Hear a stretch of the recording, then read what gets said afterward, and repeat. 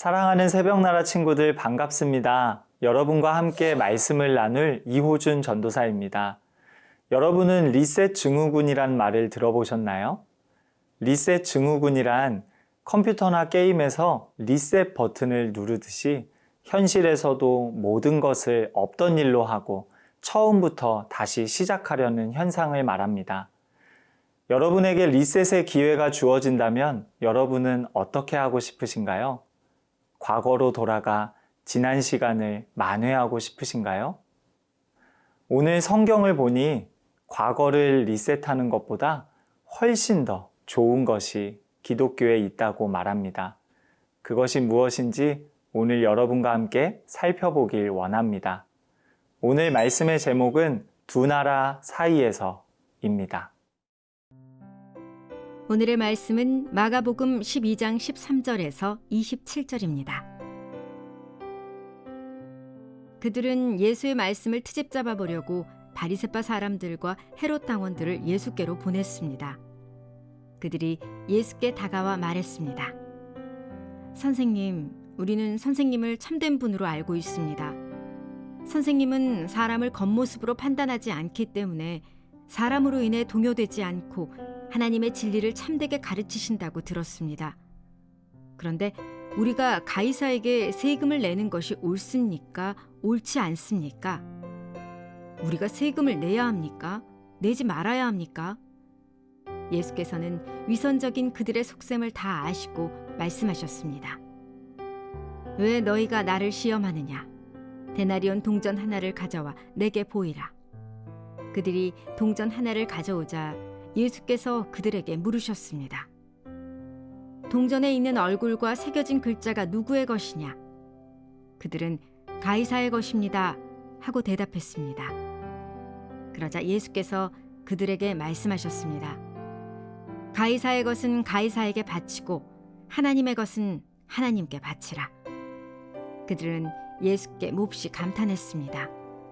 부활이 없다고 주장하는 사두개파 사람들이 예수께 와서 물었습니다.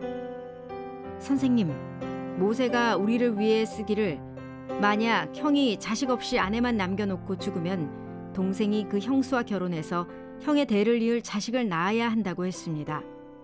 그런데 7 형제들이 있었습니다. 첫째가 결혼을 했는데 자식 없이 죽었습니다.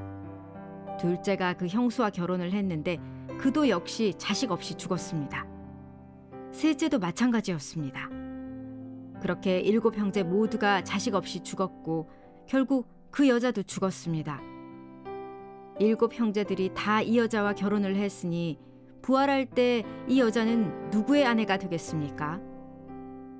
예수께서 대답하셨습니다. 너희가 성경도 모르고 하나님의 능력도 몰라서 그렇게 잘못 생각하는 것이 아니냐.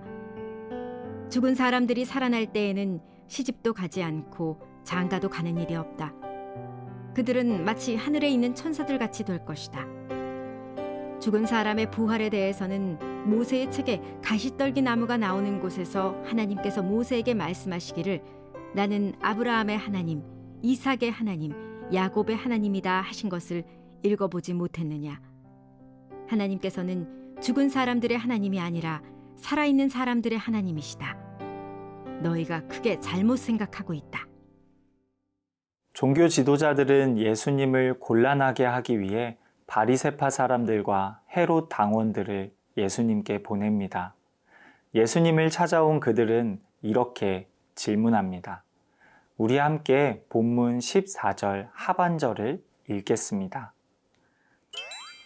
그런데 우리가 가이사에게 세금을 내는 것이 옳습니까? 옳지 않습니까? 사실 이 질문은 어떤 대답을 해도 곤란해지는 함정 질문이었습니다. 예수님 당시 로마의 식민지였던 이스라엘은 로마에 세금을 바쳐야 했습니다. 어떤 유대인들은 가이사에게 세금을 내는 일이 하나님보다 가이사를 더 높이는 것이라고 믿었습니다. 그들은 세금을 내는 것에 불만을 품거나 반란을 일으키기도 했습니다. 그래서 만약 예수님께서 가이사에게 세금을 내는 것이 옳다라고 답하신다면 유대인으로 구성된 바리새파 사람들은 예수님을 매국노라고 몰아세우며 대중에 대한 예수님의 영향력을 약화시켰을 것입니다. 반면에 예수님께서 가이사에게 세금을 내는 것이 옳지 않다라고 답하신다면 로마에 대한 반란죄로 예수님을 고발했을 것입니다. 당시 반란죄는 사형에 해당하는 중죄였습니다. 오늘 예수님은 이 함정 질문에 이렇게 대답하십니다. 17절입니다. 그러자 예수께서 그들에게 말씀하셨습니다. 가이사의 것은 가이사에게 바치고 하나님의 것은 하나님께 바치라. 그들은 예수께 몹시 감탄했습니다. 예수님을 제거하려는 사람들은 세상과 하나님의 질서가 충돌한다고 생각했습니다. 그리고 그것을 이용해 예수님을 곤란하게 하려고 했습니다. 하지만 오늘 예수님은 그리스도인의 삶은 세상 속에서 하나님의 것을 하나님께 올려드리는 삶이라고 말씀하십니다. 사랑하는 새벽나라 친구 여러분, 우리는 하나님께서 값을 치르고 사신 사람들입니다. 그래서 우리는 세상 속에서 나 자신을 하나님께 바치며 사는 사람들입니다. 오늘 하루 나의 몸과 마음, 시간과 재능을 하나님을 위해 사용하며 하나님의 것을 하나님께 올려드리는 선택을 내리시는 저와 여러분이 되길 소망합니다.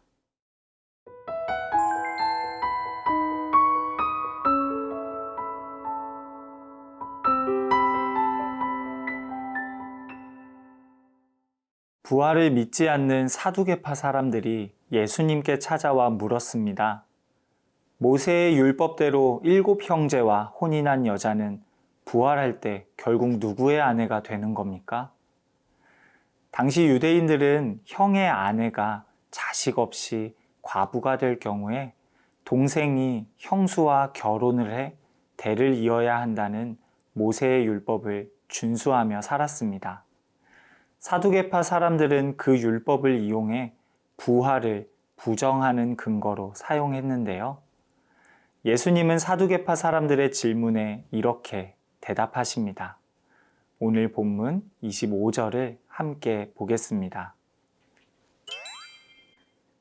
죽은 사람들이 살아날 때에는 시집도 가지 않고 장가도 가는 일이 없다. 그들은 마치 하늘에 있는 천사들 같이 될 것이다. 예수님은 부활 이후에 우리의 상태가 천사들과 같이 될 것이라고 말씀하십니다. 이것은 부활 이후에 우리의 몸이 사라지고 천사들처럼 영혼만 남게 된다는 말은 아닙니다. 오히려 부활 이후에는 이 땅에서 우리가 맺는 관계들이 완전히 새롭게 됨을 의미합니다. 우리는 죽음 이후에 영원히 살기 때문에 대를 잇기 위해 누구와 결혼할 필요도 없게 됩니다. 고린도전서 15장 42절에서 43절의 말씀을 함께 보겠습니다. 죽은 사람들의 부활도 이와 같습니다. 썩을 몸으로 묻히지만 썩지 않을 것으로 살아납니다.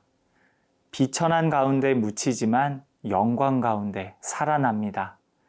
약한 사람으로 묻히지만 강한 사람으로 살아납니다. 이처럼 우리는 모두 한 번의 죽음을 경험하고 결국 흙으로 돌아갈 몸을 입고 살아갑니다. 그리고 썩지 않을 몸으로 부활합니다. 그런데 성경은 부활하여 새롭게 얻게 될 몸이 지금 우리의 몸과 다르다고 말합니다. 우리는 약한 사람으로 무덤에 묻히지만 강한 사람으로 살아날 것입니다. 사랑하는 새벽나라 친구 여러분, 여러분 중에 몸이 약해서 힘들어하는 친구들이 있나요? 오늘 성경은 부활이 우리들의 죄의 문제뿐만 아니라 건강의 문제까지 해결해 준다고 말하고 있습니다. 그날에 우리는 우리의 약한 몸을 강한 몸으로 부활시키신 하나님을 우리의 새로운 몸으로 기쁘게 찬양할 것입니다. 우리는 모두 하나님의 영광을 위해 이 땅에 태어났습니다. 부활의 소식이 여러분에게 큰 위로와 소망이 되길 기도합니다. 하나님 아버지, 오늘 우리에게 부활의 소망을 일깨워 주시니 감사합니다. 지금 나의 모습이 만족스럽지 못해 미래에 대한 기대와 소망을 점점 잃어가고 있습니다. 부활하신 예수 그리스도 안에서 기대와 소망을 회복하게 하여 주세요. 오늘 하루 삶의 모든 것이 부활 안에서 새롭게 될 것을 믿으며 감사와 기쁨으로 나의 이웃과 가족들을 대할 수 있도록 도와주세요. 예수님의 이름으로 기도합니다. 아멘.